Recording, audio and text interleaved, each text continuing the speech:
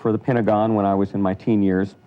And during this period of time, I met a Dr. Coanda. Now, Dr. Coanda is known as the father of fluid dynamics. He had over 500 patents on the way fluids flow around objects. He had flying saucers, literally things that levitate by using air flowing over a surface, but with no moving parts. And he built the world's first snowmaking machine that turns liquid water into ice by passing it through a special nozzle that he developed. And so he was 80 when I met him, and I was 17. We were working at a Pentagon think tank, and he had a birthday party. And at the birthday party, I said, I hope I'm as healthy and as strong as you are when I'm 80 years old. And Dr. Coanda said, Patrick, when you're 80 years old, we'll talk about it. And so everyone laughed at the party and thought it was a nice little joke. And a few days later, he called me into his office, and he said, Patrick, I want to share something with you that I've worked on all my life for 60 years. And he said, I will not complete this project in my lifetime, but I feel that you will, so I'm going to give you my lifelong project, which has to do with finding the fountain of youth. Because he said there really is a fountain of youth. He said water is the most important nutrient that we put into our bodies, and it's the most ignored. And he said that water all over the world is different from location to location. And so he began to give me his research on water. And basically he said that the best water in the entire world was found in a place called Hunza up north of Pakistan. And he said that the properties of Hunza water, which had what he called anomalous properties, were such that if I could build a machine to duplicate those properties, that I would bring Hunza water to all the people in the world, and it would profoundly affect the entire world. And so he gave me his research, and I began my lifelong quest for Hunza water, for the properties of it. And so I began researching water, and I tested every kind of energy field that you can imagine, trying to change ordinary water into Hunza water. And I tried magnetic fields and acoustic fields and different kinds of electronic fields and all kinds of things. Finally, after almost 30 years, discovered the real secret of Hunza water was a special mineral found in the water, a special kind of colloidal mineral, which gives it all of these anomalous properties.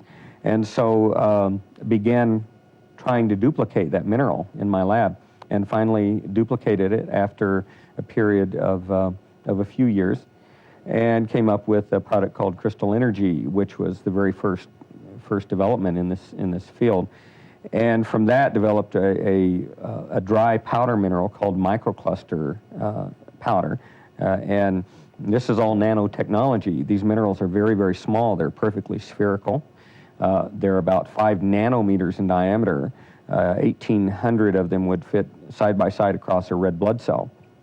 And these minerals have very unusual properties. One of these properties is that they can coat nutrients and protect the nutrients from oxidative damage. They can help carry nutrients into the body so that the body can absorb more of those nutrients. And it was during this period, and I was taking these products all along, and friends kept saying, what are you taking, what are you doing? You look younger than you did 15 years ago, you look better or whatever. And so I started giving these products away, and eventually started producing them because I couldn't keep up with all the thousands of people who wanted them. I was reading some work by Albert St. Georgi, the Nobel Prize winner in chemistry for metabolism, for metabolic research, he also discovered vitamin C. That's also his claim to fame. All the food we eat ultimately breaks down into hydrogen, which is burned by oxygen, creating energy that powers our body. And the end result of that long biochemical process is the production of water and the release of energy, which runs our bodies. And the second thing that he said is that no electron moves in the body unless it's coupled to hydrogen. In other words, in chemistry, we're pretty much in college chemistry textbooks, it shows electrons somehow mysteriously entering into a chain of chemical reactions in the body without explaining where the electrons come from or how they're transported. And when St. Georgi said that electrons cannot be transported without hydrogen, I became very excited. And the other thing that he said is that all living systems store hydrogen in their tissues in such a way that it doesn't require enzyme action to release the hydrogen. And so I began looking for hydrogen. Oh, the other thing is that he gave a chemical reaction that was done in the early 1920s and published in medical journals for measuring hydrogen in biological tissues.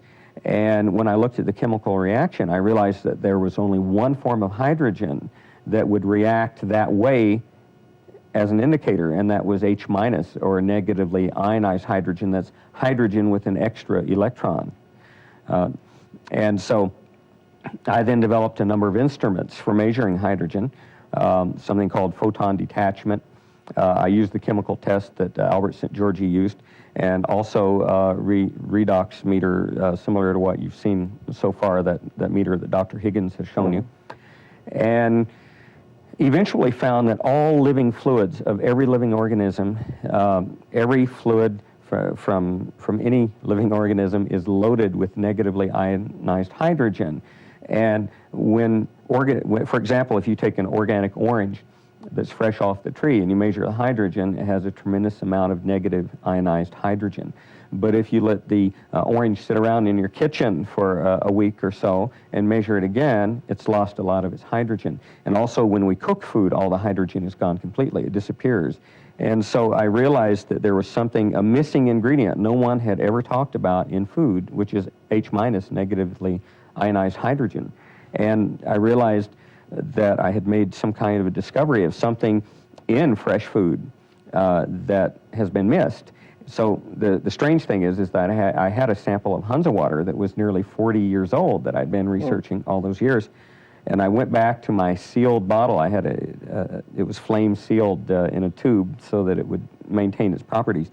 But I went back and I broke open the neck of the bottle and measured the water from Hunza land for H minus, and it was loaded with H minus. So not only did it have these special minerals, but it also had negatively ionized hydrogen. So then I began this research developing an H minus generator, and I pumped this H minus hydrogen into water and then started drinking it. And the energy that I got was so profound, it was unbelievable. I was sleeping an hour or two a night and had the most energy I'd ever had, feeling wonderful. And I thought with the other products that I was feeling so great, I didn't think anything could get better. And so I started shipping friends some of this water. Now the bad thing about the water is that it wasn't stable. It would only last for a couple of days, and then you had to replenish it. But friends, I'd ship 5-gallon buckets to friends by FedEx, and they'd drink water and they'd say, "What is this? I have the most energy I've ever had." And so then I began trying to figure out how to get this out so that other people could get it into their bodies, and discovered that if I took microcluster powder, the original minerals that I had duplicated from Hunza land, if I took that powder and I reacted it with H minus, negatively ionized hydrogen, we generally call it silica hydride, but it's a compound that releases negatively ionized hydrogen when it's diluted in water and is very, very stable as long as it's dry. And so we then gave some out to a few hundred people to try out, and the reports that came back were so unbelievably miraculous. I had no idea that we'd get the reports back. And we are all very deficient in H minus. We are all suffering from free radical damage because we have so many assaults on our bodies every single day. It's been estimated that we come into contact with 3 million various assaults on our bodies from bacteria, fungus, mold spores, virus, and so forth every single day of our lives.